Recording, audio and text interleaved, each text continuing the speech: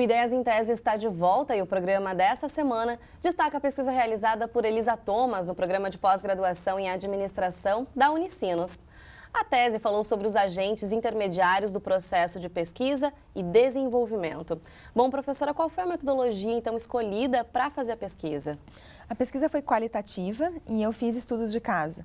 Por causa da natureza do problema, não tinha como utilizar uma outra metodologia. Então, a gente teve que fazer análise de casos para realmente ver o que estava acontecendo no mercado a respeito do intermediário. E como é que foi a escolha pelos objetos? Primeiro, eu entrei em contato, então, com os intermediários, com esse agente, né, que faz a intermediação e que presta serviço para a inovação. Entrei em contato com diversos, né, para fazer uma escolha. Então, foi por escolha para identificar quais intermediários responderiam de uma maneira mais plena aos objetivos da pesquisa, né? Então, foram escolhidos 3 casos para estudar, 2 casos foram feitos na Inglaterra e 1 caso foi feito no Brasil.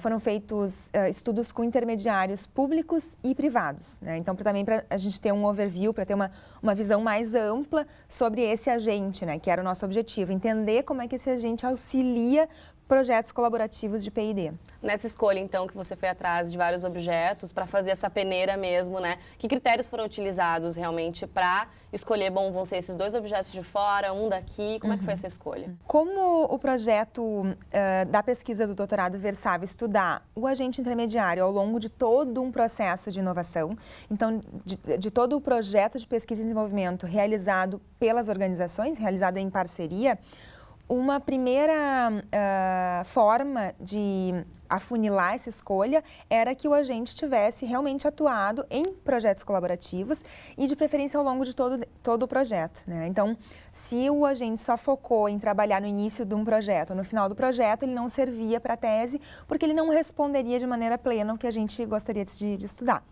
A primeira peneira foi essa, né? O agente deveria ter atuado em um projeto colaborativo e ao longo de todo ele. Então, quando identificamos alguns agentes dessa forma, a segunda peneira foi, então, dentro desse agente intermediário, escolher um projeto de inovação que tivesse mais elementos possíveis, né? E vários atores, vários parceiros. Então, também para identificar mais possibilidades de atuação desse agente nesse projeto. E como é que foi a abertura dessas pessoas também para receber e atender os teus, enfim, critérios, o que você queria estudar dentro da pesquisa? A pesquisa sobre inovação, ela sempre tem uma limitação do sigilo. As organizações, enquanto elas estão pesquisando, desenvolvendo novos produtos, elas dificilmente querem abrir completamente esse processo para pesquisa por causa do sigilo da inovação que eles estão desenvolvendo. Então, alguns intermediários não foram tão receptivos, né, porque a pesquisa ela fica pública, né, a tese de doutorado ela é publicada para domínio público, né? Qualquer pessoa pode acessar.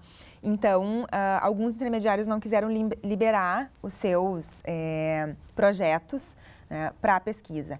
Então, tivemos alguma dificuldade nesse sentido. Eu entrei em contato com intermediários de diferentes países, França, Índia, China, Inglaterra, que era onde eu estava sediada naquele momento, né, e Brasil.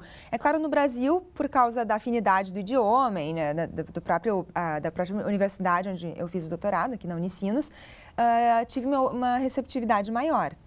E na Inglaterra, por eu estar sediada lá, também tive uma receptividade maior e por causa do idioma também, né? Mas, assim, embora essas limitações, elas não impediram que a pesquisa fosse realizada a pleno, né? Não foram limitações que impediram o resultado da pesquisa. Então, fomos afinando, eu e os orientadores, né, os intermediários a serem pesquisados até o ponto em que identificamos intermediários e projetos colaborativos que nos auxiliariam a identificar, então, as proposições, né, e a chegar ao resultado dos objetivos. E como é que você se organizou, então, para fazer essas entrevistas, para ir até esses locais? Primeiro, identifiquei, então, no projeto colaborativo de P&D, quais eram os atores que estavam envolvidos. Então, quais organizações faziam parte dessa pesquisa e desenvolvimento, né, desse projeto de inovação. Então, entrei em contato com todos eles e tentei entrevistar o máximo de organizações envolvidas, né, para conseguir entender o fenômeno de maneira completa. E aí, quando se esgotavam as novas informações, né, as novas variáveis que eles estavam me trazendo, então era o momento de parar as entrevistas. Mas a gente vai até o esgotamento das novas informações, né, até que começa a se repetir informações. Mas isso durou quanto tempo aí da realização da tese? Foi durante um ano todo ou foi algo que se estendeu mais? A pesquisa de campo durou entre meio ano e um ano. Assim, acho que eu diria praticamente um ano, os 3 estudos de caso. Foram feitas quase 20 entrevistas nesses 3 casos, né? Entre os responsáveis pelo intermediário, então as pessoas que trabalhavam no intermediário, nesse agente intermediário, e os pesquisadores, empresários e trabalhadores das organizações envolvidas nos projetos colaborativos de P&D, né? Então, eram organizações, empresas, universidades que estavam pesquisando algo e elas então estavam reunidas para pesquisar algo. E esse intermediário presta serviço e auxilia esse projeto, né? Então, eu entrevistei todas essas partes, as empresas que estavam envolvidas na inovação e o intermediário que prestava serviço para a inovação. Então, a gente consegue fazer uma triangulação desses dados, né, entre as empresas envolvidas e o intermediário para verificar se realmente ele está auxiliando da forma como ele gostaria e como se chega no resultado melhor. E as organizações, então, também colocam a visão delas e a percepção delas sobre o auxílio do intermediário. Certo, professora, e claro, você teve a experiência do doutorado sanduíche, você pôde ir para a Inglaterra, passava lá por mais de um ano, não foi isso? Como é que foi essa oportunidade também, então, para a consolidação da sua tese, para você também ter contato com os objetos estudados? Como é um fenômeno muito novo, no Brasil ele quase não existe. Então, eu senti a necessidade de ir para o exterior para fazer o doutorado de sanduíche e pesquisar esse agente no exterior, né? Esse foi um motivo, assim, o campo no Brasil não era tão frutífero para ser estudado. E, em segundo lugar, a parte teórica também, né? Tinham autores já que pesquisavam esse tema e que eram nomes referência no tema. Se a gente for olhar os artigos publicados por eles, são artigos muito citados, né? Mais de 300 citações em diversos países e diversas revistas científicas. Então, pelo lado da teoria e pelo lado da prática, eu senti a necessidade de ir para o exterior. Então, entrei em contato com os principais autores e, felizmente, fui aceita, então, pelo Jeremy Howells, que foi o orientador na Inglaterra, né, que já pesquisava o tema, que já tinha publicado sobre o tema.